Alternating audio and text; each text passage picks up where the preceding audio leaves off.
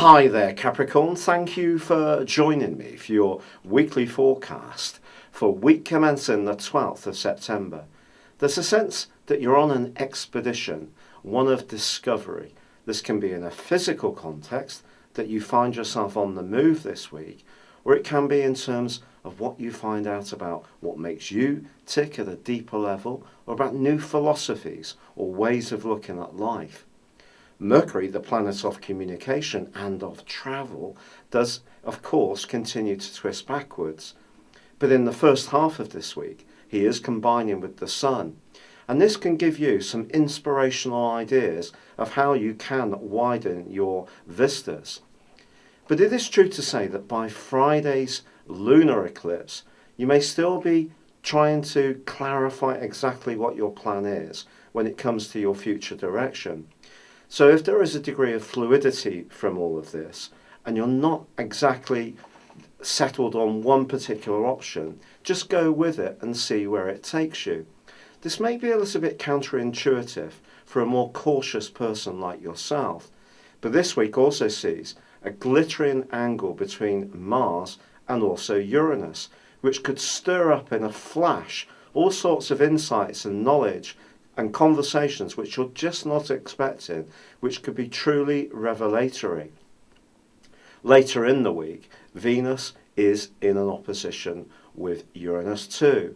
And it's possible when it comes to your love life, there may be something is going to come to the surface which you're not expecting so much.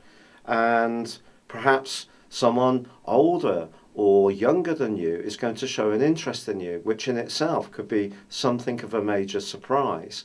But I think there is this sense that things are evolving for you, and this evolution is something that you can really surf. So even if the direction of your journey is not absolutely clear at this stage, just continue to go with it and see where it might lead. Going back to that lunar eclipse, it's going to be activating the part of your horoscope that's to do with your thoughts in the here and now. And blending our ideas with our emotions is not an easy thing to do. How many times do people ask us how we are, and we don't necessarily tell them exactly how we feel, because we may not necessarily want to share that information. But it is important to be authentic to the people that really matter. So if you do have an opportunity to open up, not just this week, but over the next 6 months, and become much more inclined to put the more cautious side of your nature to one side, not in the wrong circumstances, with the right people, and show a little bit more trust and travel outside your previous boundaries, I actually think it could be really gratifying for you.